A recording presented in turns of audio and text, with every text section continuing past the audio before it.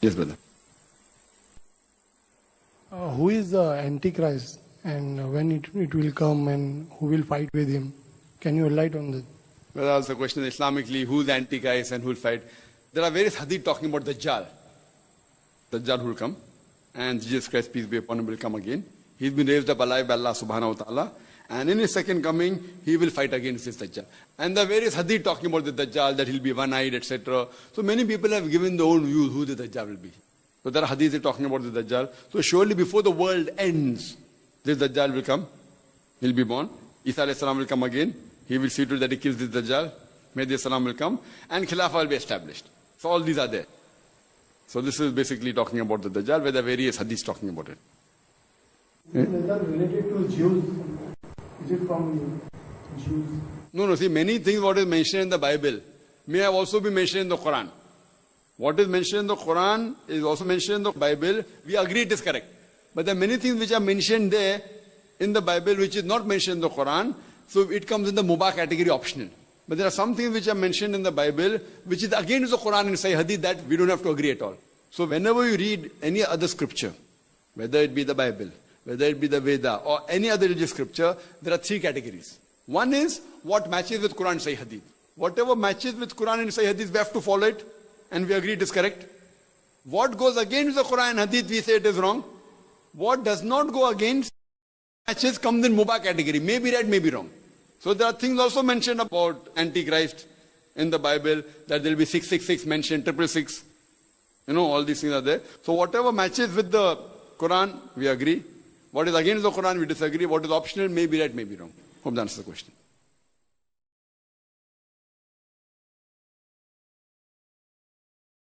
Finally, my name's Tanya. I work for Cisco.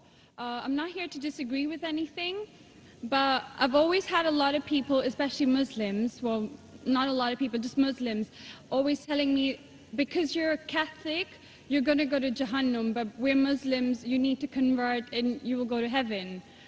According to me, I'm a good Catholic. I try to be a good Catholic. I don't intentionally commit sin. But does that mean because I'm a Catholic, I'm going to go to hell, and if I'm a Muslim, I'm going to go to heaven? Sister asked a question that many of her Muslim friends say, because she's a Catholic, because she's a Christian, she will go to hell.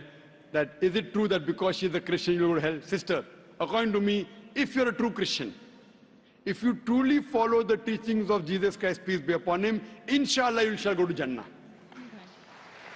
Okay. But if you truly follow the teachings of Jesus Christ, peace be upon him. Jesus Christ, peace be upon him, said, seek ye the truth and the truth shall free you. Correct? Now, what you are following, I don't know. Are you following your church or are you following Jesus Christ, peace be upon him? If you are following your church, the chances of going to Jahannam is very high. If you are following Jesus Christ, peace be upon him, inshallah, you shall go to Jannah. Now, if you read the Bible, there are sayings of Jesus Christ, peace be upon him. I don't know how much you are well versed with the Bible. Now, all the sayings of Jesus Christ, peace be upon him, are in red letter. Are in red letter. Yeah. Sister, do you believe Jesus to be God? Well, I'm a bit confused about that, so I'm not going to get into that. No, I'm asking yes or no. Well, confused God. No, it's not confusion, but I don't want to answer something I don't know. And it's not funny. I'm not saying you know or not. Sister, I'm not saying you know or not. What do you believe, I'm asking? No, I do believe he's God. Yes, yes, that's it. I'm not saying what you know. You may not be able to prove it. Yeah, fine. I do. Sister, I'll tell you one thing. Islam is the only non-Christian faith which makes it an article of faith to believe in Jesus Christ, peace be upon him. No Muslim is a Muslim if he does not believe in Jesus Christ, peace be upon him. We believe that he was one of the mightiest messengers of God. We believe that he was born miraculously without any intervention. We believe that he was the Messiah, translated Christ. Yes. We believe that he gave life to the dead with God's permission. We believe that he healed those born blind lepers with God's permission. The Christians and the Muslims, they are going together. But one may ask, where is the parting of ways? The parting of ways is, sister, that most of the Christians, almost all, they believe that Jesus Christ, peace be upon him, is Almighty God. They believe he claimed divinity. In fact, if you read the Bible, there is not a single unequivocal statement There is not a single unambiguous statement in the complete Bible where Jesus Christ, peace be upon him, himself says that I am God, or where he says worship me. Sister, if you can point out a single unequivocal statement, a single unambiguous statement, anywhere from the Bible in which Jesus Christ, peace be upon him, himself says that I am God, or where he says worship me, I am ready to accept Christianity today. In fact, if you read the Bible, I'm not talking about you accepting I'll come to it it. or not. I'm not. I got my answer already. I'm giving you, yes. I got my answer. You got half the answer, I'm giving the complete answer, Okay, inshallah. you can go ahead. You got half the answer. Okay. I told you that if you're a true Christian, you shall go to Jannah. Yes. You don't know what a true Christian is. I'm giving you information about true Christian is. Okay. If you read the Bible, Jesus Christ, peace be upon him, said in the Gospel of John, chapter number 14, verse number 28, my Father is greater than I. Gospel of John, chapter number 10, verse number 29, my Father is greater than all. Gospel of Matthew, chapter number 12, verse number 28, I cast out devils with the Spirit of God. Gospel of Luke, chapter number 11, verse number 20, I with the finger of God cast out devils. Gospel of John, chapter number 5, verse number 30, I can of my own self do nothing. As I hear, I judge, and my judgment is just. For I seek not my will, but the will of my Father. Anyone who says, I seek not my will, but the will of Almighty God is a Muslim. So Jesus Christ, peace be upon him, submitted his will to God. He was a Muslim. He never said he was God. It's clearly mentioned in the Gospel of John, chapter 14, verse number 24. Jesus Christ, peace be upon him, says that the words that you hear are not mine, but Father, whom thou hast sent. And it's clearly mentioned in the book of Acts, chapter number 2, verse number 22. Ye men of Israel, listen to this. Jesus of Nazareth, a man approved of God amongst you by wonders and miracles and signs, which God did by him, and you are witness to it. So Jesus Christ is a man approved of God amongst you by wonders and miracles and signs, which God did by him, and you are witness to it. So from the Bible you come to know that Jesus Christ was one of the most beloved messengers of Almighty God. We love him, we respect him. Do we follow his teachings?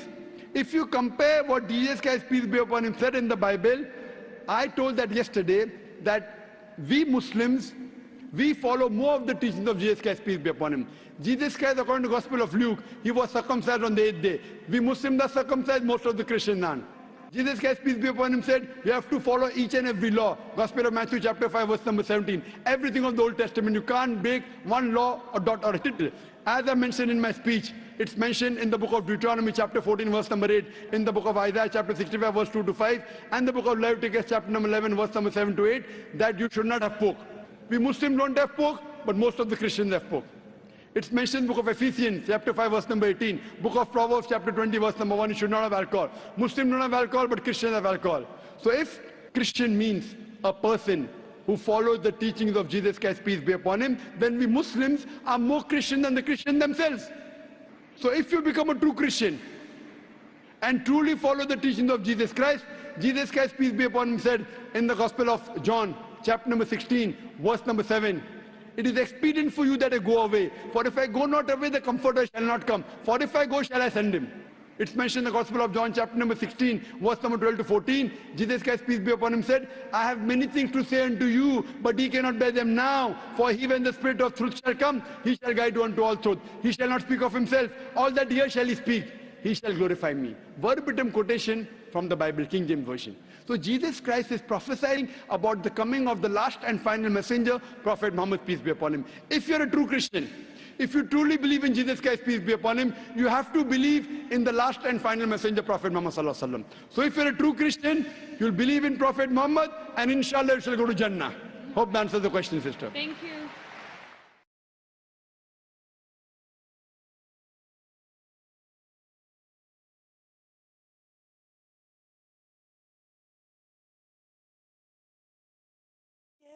Yeah. Because I'm happy, I'm a Muslim, that's what makes me happy, and that's the truth.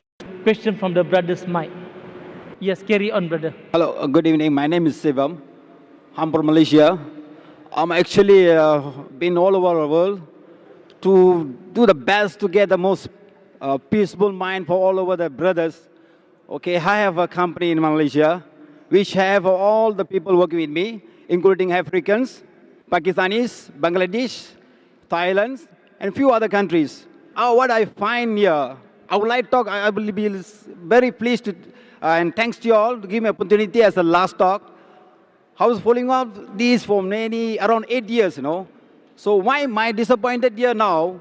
When you talk about the peace, it should not come from only the word. It should come from the activities. Okay? The major things going on in the world is not in the way of peace. You must understand the most peaceful language is come from a love. What is going on in the Middle East now is politics. I just now don't want to voice out because the politician is here. I don't want to see any politician because the politician, the world become crashed. Okay? I am so in anger because you know why, So my question here is very, very clear. You cannot deny it. If we do the good thing and the best thing, even I giving the best thing to my staff, is from all over the world. I'm taking them as my own family. Then when I die, he said, I didn't carry the good things. I didn't go to the correct place. Who went to the heaven and come back and tell that I never been the whole place? Brother, what's your question? Brother, this is a question answer time. Yeah. What is your question? You have already given My question is very clear. Yes, I was looking into the question all people putting on you. I'm very clear. It's all a basic question. I'm asking the floor. 80% or 90% of you, don't you understand what you say? You all should know very well. It's written in Quran. Everybody should know. What you are explaining now, just now, is all a basic, which I know. I have a lot of brothers working with me from all over. My question is, you cannot deny a person, if it is, I respect all the religions. Hindu, Emadam Sambandam, you know what's the meaning of that? We respect all the religions. I'm a vegetarian. I don't eat fish, I don't eat chicken, I don't eat anything. Okay?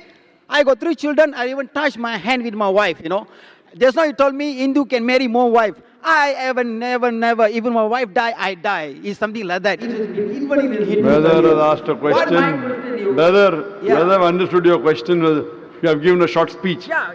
This is a question answer time. You're talking about practice and you're breaking the rules. The rule I got, you give me a clear answer. If you are a non-Muslim, if they do a lot of good things, even I pay for the masjid or what, I done everything for church and all.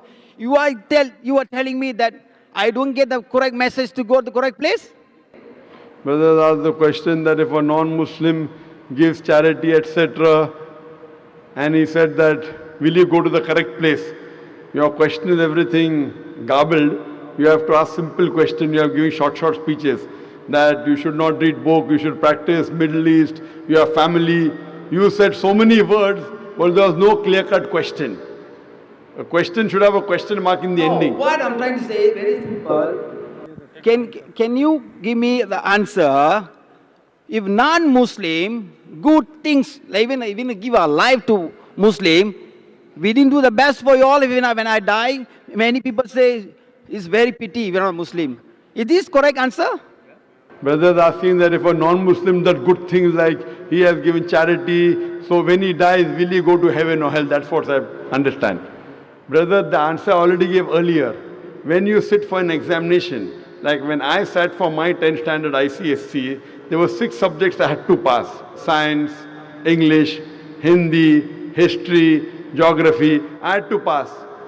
If I get 100 out of 100 in 5 subjects, and one subject, science, I get 10 out of 100, will I pass? I will fail.